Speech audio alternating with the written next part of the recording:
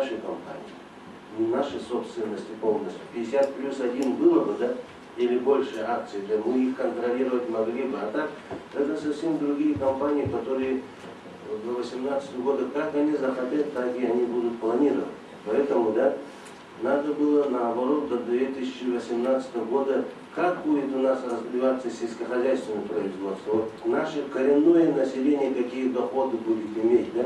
Вот это главное. И сколько у нас вообще предприятий 50+1 акций. Вот мы говорим, что вот такая вот компания, как Якутские, ну, наши вот, авиалинии, ну, как у нас сейчас, авиакомпания Якутия, вот, которая 600 миллионов убытка сейчас дает. Вот. А надо было говорить вот внутренне, вот у нас же больше будет развиваться полярные авиалинии, вот, компании. Вот, на местных, вот это нам понятно было. А мы от этого ускользаем, все время мы о них. Да я уже не первый раз говорю об этом, да? Поэтому очень хотелось бы об этом услышать вас. Вы можете по данному вопросу какой-то прогноз сказать? Промышленное производство формирует, конечно, в большей степени как раз вот те компании, которые нам с вами не принадлежат. То есть прирост промышленного производства будет формироваться за счет увеличения добычи нефти, за счет увеличения добычи угля компаниями, которые, как вы правильно говорите, не принадлежат Республике Саха-Якутия. Что же касается конкретно наших компаний, по сельскому хозяйству, как вы уже слышали, мы планируем, что фиксируем на сегодня, что идет снижение объема производства. Это показатели как 2012, так и 2013 года.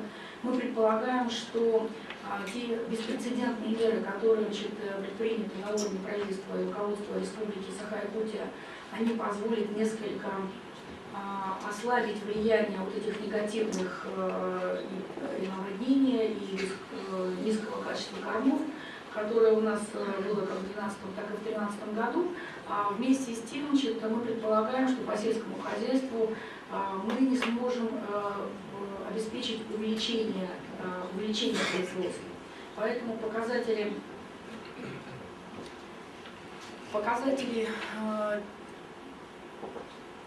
2014 и 2016 годов по сельскому хозяйству, они по-прежнему не позволяют нам говорить о том, что у нас однозначно вырастет производство.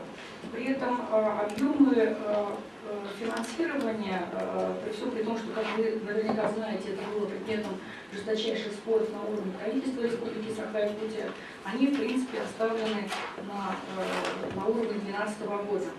Мы предполагаем, что мы в 2014-2018 году должны будем обязательно обеспечить развитие логистической инфраструктуры, как агропромышленного комплекса. Мы должны будем по-прежнему поддерживать малые формы хозяйствования. Мы будем реализовывать упрощенные механизмы подготовки и закрепления квалифицированных кадров в сельской местности. В числе приоритетных направлений регионализация обычной убыточной экономики. К 2018 году мы предполагаем, что по сравнению с 2012 годом мы должны будем увеличить производство скота и птицы в живом весе на 9,7%. Но это вот приведет или не приведет к росту поголовья, да, как основы нашего сельского хозяйства. Увеличение показателей по производству молока на 10%, яиц на 5%, картофеля всего лишь на 0,6%, овощей на 8,8% и зерна практически в 1,5 раза на 66,8%. Спасибо, я понял. Мне хотелось бы, вот, чтобы на душу, на сельские, которые их доходность увеличилась. И еще в виде пожелания, вот здесь совсем вы не сказали вот до 2018 года и развитие высшей школы. Как это подготовка кадров высшей школы, как в университете, сельхозакадемии, так и АГИТИ, так и ЧИФТИС и другие, без вузовской подготовки, без развития науки, без ну вот это как-то хотя бы чуть увязать надо. На будущее это мое такое пожелание. Спасибо.